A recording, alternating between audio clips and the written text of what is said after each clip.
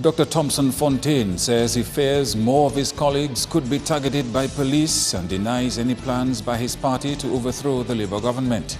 Prime Minister Skerritt underscores the critical importance of the CBIP to private sector success and increased flights by ART to save the day as Liat drops Guadeloupe-Dominica route.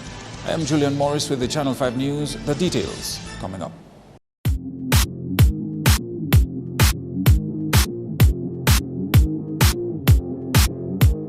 Let's begin with scenes outside police headquarters Sunday evening as economist and a senator of the United Workers' Party Dr. Thompson-Fontaine was released from police custody.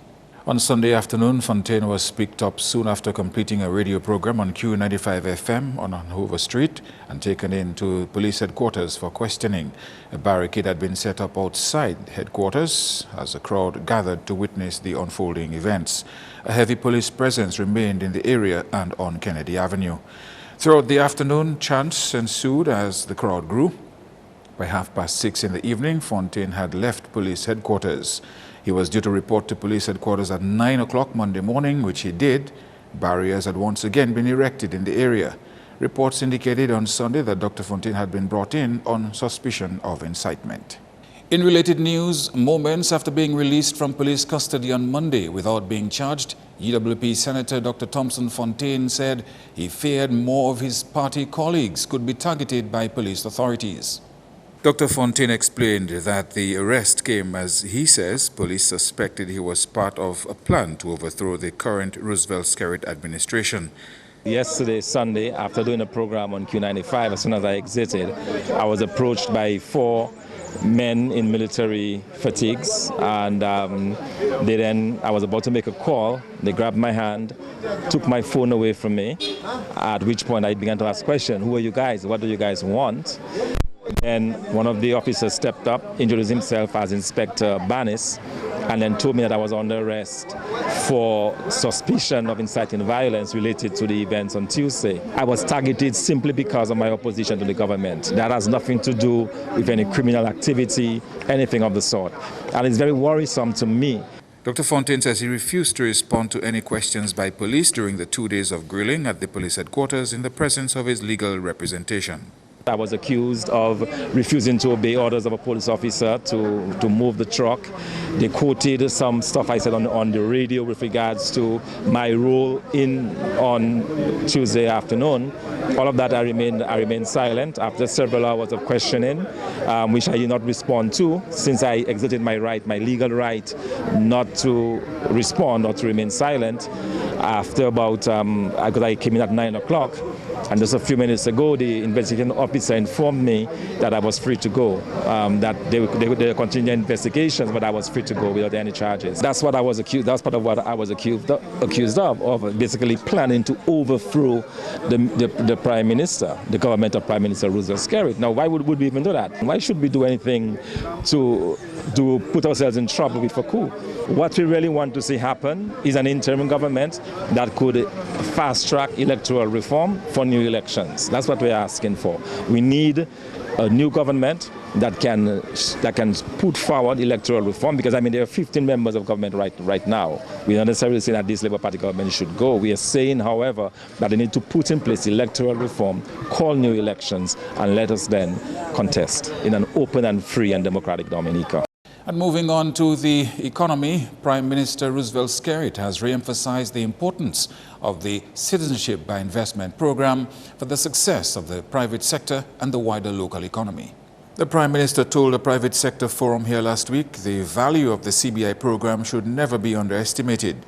He says without money from the CBI, a number of important initiatives could not have been done. The West Bridge, the reconstruction of the Douglas Chelsea Airport, all of the roadworks, the eradication of pit latrines and the housing revolution, and the National Employment Program. The objective of the government is to use these funds to grow and expand the economy, provide a source of cheaper financing for the private sector, eradication of poverty, and setting down a modern infrastructure to accommodate the growing economy. The Finance Minister says, as indicated in the last budget address, all the capital projects are being funded under the CBI program. He had this to say as regards accusations of lack of transparency in the management of the program. For those of you who are interested and who have been hearing talk about no accountability in the CBI, I wish to refer you to the estimates of expenditure and revenue for 2016-2017 and go through the document line by line, page by page, and look for code 115. Write this down, code 115. And that is the code which we use to identify the specific expenditure from funds from the CBI. And it is detailed in this document, which is available to the public. And you can look at it, and then you can see how the CBI funds are used and accounted for to the Parliament and to the people of Dominica and to the world all over. Meantime, under the CBI program, an additional $45 million will be invested in the geothermal energy project. The resulting reduction in energy cost is expected to benefit the private sector and stimulate additional investment. And tourism authorities expect an increase in ART flights for the Dominica to Guadeloupe route. This is expected to cushion the effects of LIAT withdrawing its Dominica to Guadeloupe flight. LIAT's recent move to cut unprofitable routes has been in the making since last year, after its acting CEO, Julie Reefer-Jones, made the announcement in Barbados last September. LIAT disclosed last week the suspension of the Dominica-Guadeloupe route effective the 2nd of March. The regional airline, however, plans on introducing instead a return service between Antigua and Guadeloupe. Tourism Minister Robert Tong told Channel 5 News all is not lost by LIAT's action, as plans are already underway for ART to fill the gap. So the flight will be from Antigua direct to Dominica. So basically it will no longer pick up passengers in Guadeloupe. So those persons there will have some impact. It'll also, not obviously, but it'll also have a positive impact on persons from England trying to come to Dominica, because it reduces the time. In addition, we don't see any negative impact on that, because by the time they put this in place, we'll also have Air Antilles, which purchased an ATR 72, and they're increasing their flights from 4 times to 5 times a week to 7 times a week from Pointe-à-Pitre, so that will offset what LIAT has missed. The French airline ART also serves St. Lucia, Martinique, Barbados, the Dominican Republic and St. Martin. Tong hopes LIAT can buck up as it implements its flight changes. But the other important thing is that LIAT has so many stops to make, and that's part of the reason why many flights are late. So we're also hoping that change will also improve on the timeliness of the flights to Dominica. So in terms of air access, this won't impact on our air access negatively. You're watching Channel 5 News. Coming up, who is advancing in the Calypso Finals and the 2017 Princess?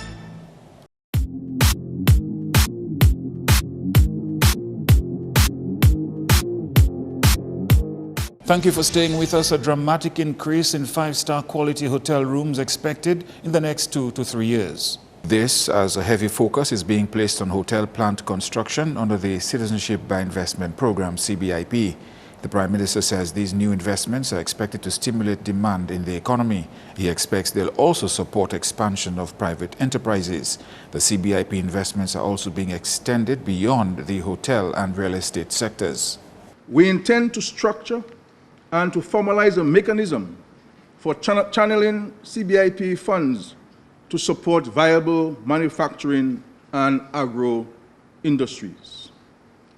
We have made available from the CBIP resources $10 million to the Aid Bank to on-lend to farmers to invest in the agricultural sector with an interest rate of 3% and a grace period for beginning repayment of 6 months.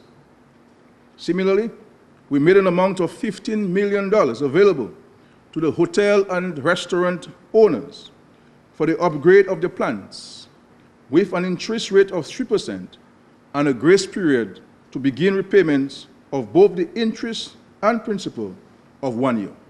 And good luck continued to favor the only foreigner in this year's National Calypso competition, as Stefan Sobero, hailing from Trinidad, has made it to the Calypso finals. Andrea Louis has more. Stefan performed his song Dominica Love in front of a huge crowd at Newtown Savannah on Saturday.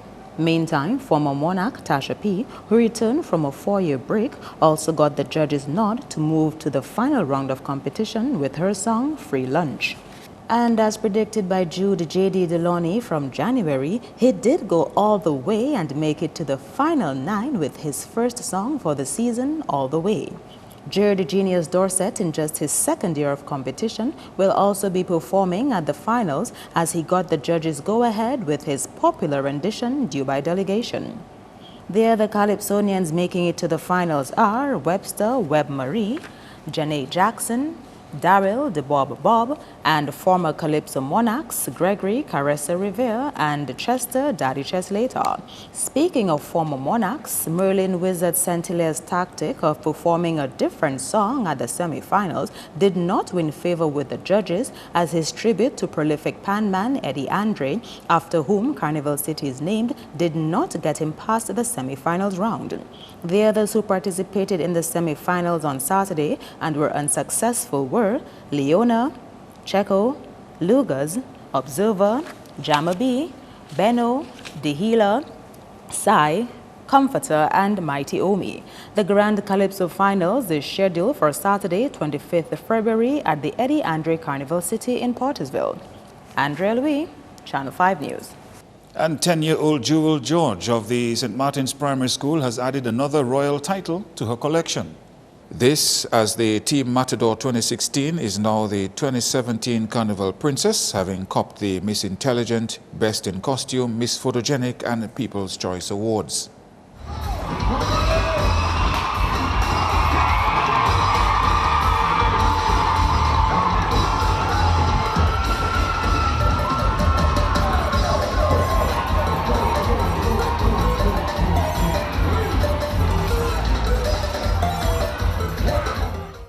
Well, royalty certainly does run in the Mark family, as this daughter of Paloma Mark is cousin to Kitana Joseph, daughter of Aisha Mark, a former Queen contestant who passed away in 2014.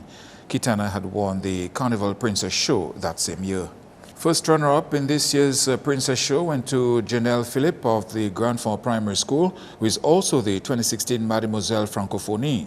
Janelle got the prizes for Best Talent and Best in Party Dress.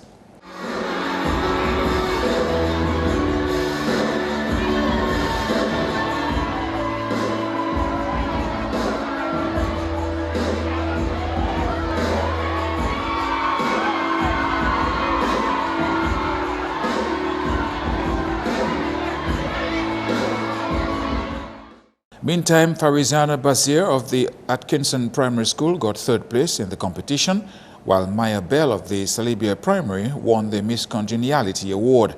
The other contestants were Odessa Dennis of the Bagatelle Primary School and Simone Moses of the Mont Jean Primary School. The Carnival Princess 2016 was Rain Benjamin of Convent Prep. That's news. Sports is up next with Kenny Williams.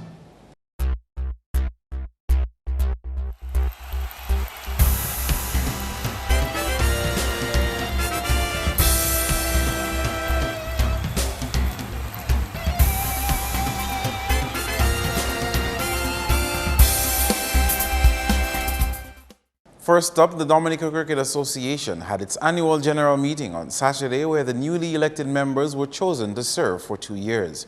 Emmanuel Nanton was re-elected to serve as president. First vice president went to Glenn Joseph, while Kevin James got second. David Johnson was elected secretary and Andy Williams treasurer. Assistant Secretary Eddie Bruno and Public Relations Officer Augustine Pascal. Other members were Clement Marcelin and Charles Walters. The DCA Premier League begins on February 18 and the Intermediate on March 4. Sports continues with cricket, where Barbados Pride, Trinidad and Tobago Red Force, Leeward Islands Hurricanes and Jamaica Scorpions have recently booked spots in the semi-final round of the 2017 Regional Super 50. Red Force tops Zone A with 31 points with 7 wins and a loss. Hurricanes follow with 6 wins under their belt and 28 points. In Zone B, we have Pride ahead on 33 points with 7 wins and 1 loss. Scorpions next with 24 points, having 6 wins and 2 losses. The games continue on Wednesday with Jamaica Scorpions going against Trinidad and Tobago Red Force. That match is carded for Antigua at 1 in the afternoon. Next up, two athletes met the qualifying standard for the Carifta Games in their respective disciplines in the third development meet of the Dominica Amateur Athletics Association on the weekend. According to DAAA's Public Relations Officer Walson Packett, Shani Angol qualified in the under-18 girls javelin throw, while Danielson Mahote made the team for his performance in the under-18 male 200-meter event. Mahote ran 22.2 seconds, resetting an approximately 19-year-old record by Allison Jones since 1998. Angol made the team with a throw of 42.04 meters. After my bad 100-meter race today, that was a good sign of relief that I still have it, I still have the speed, and I'm happy to break the record because I wanted to have both records. Now I have both of them. I'm proud. Well, that is a good place to start. Most of the professional athletes started at the Carifta Games, so I will intensify my training. Not only train harder but also train smarter so that when I go Carifta, I can come back with a medal and make myself proud, my family proud, and my country proud. Well, I feel great since this is my last Carifta this year. I'm planning to break the record and take back the gold. I'm planning to take my specialties in javelin to a next level by applying for school overseas so that I can get into a program so I can throw much more further in Olympic standards. With the addition of Mahote and Angol, that brings the total number of qualified athletes so far to 3. Trinice Hamilton was the first to make the team. Moving on to football, we have results from the national leagues of the Dominica Football Association over the weekend. Public Relations Officer at the DFA is Gerald George. In the Division 1 League on Friday, Trafalgar Football Club and Gully Dream Team played to a 1-1 draw at the Puri playing field. Jarrell Barron scored for Trafalgar, with Ryan Bellot scoring for Gully, while at the Dubla playing field, East Central defeated MV Maxano Bombers 6-2. Shamaya Danglebell registered a hat-trick, with one each coming from Shannon Stout, Michael Gasper and Guyan Fontaine. Ryan Raymond and Yanel Joseph scored for Bombers. Meantime, in the Flow Premier League, Petro Caribe Point Michel and Caribbean Cool Harlem United both won by default over the weekend, as Northern Concrete and Steel Bombers and Middleham United failed to show up for their respective matches. In basketball, the Dominica Basketball Association has a packed agenda for the 2017 basketball season with a number of items on the cards. The official launch of the 2017 basketball season will begin with a sponsors cocktail at the Prevost Cinema Mall on Thursday from 6 p.m. Meantime, registration for the season is open from now until March 17. This year, the league will have competitions in the Premier, First Division, Women and Under-17 categories. Late registration is expected to attract additional fees where applicable. And the local basketball association will launch the Intercompany Basketball Tournament in March to tip off the 2017 basketball season. This will be done in an attempt to promote physical and mental awareness and the spirit of sportsmanship and camaraderie for companies. The tournament will run from March 4 to 31. Back with more cricket, we can tell you that India defeated Bangladesh by 208 runs in a test match on Monday. Batting first, India declared on 387 for 6 in the first innings, with Bangladesh replying with 388. Back at the crease, India declared on 159 for 4 in the second innings. Set 459 to win, Bangladesh was bowled out for 250 in 100.3 overs. That's all the sporting highlights for now. I am Kenny Williams. Join us next time.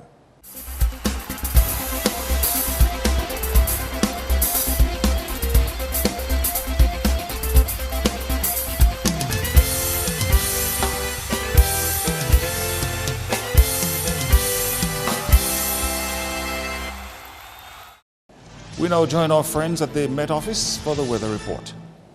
Good evening and welcome to tonight's weather broadcast. I am your presenter, Annie Coretta Joseph. The Atlantic high pressure system was a dominant feature across the region today, resulting in a relatively dry and stable atmosphere.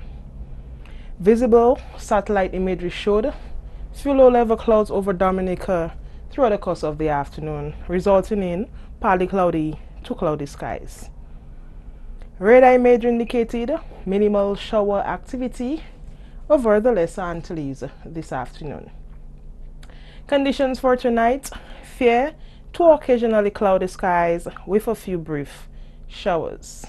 Similar weather conditions tomorrow: fair to occasionally cloudy skies with a few brief scattered showers.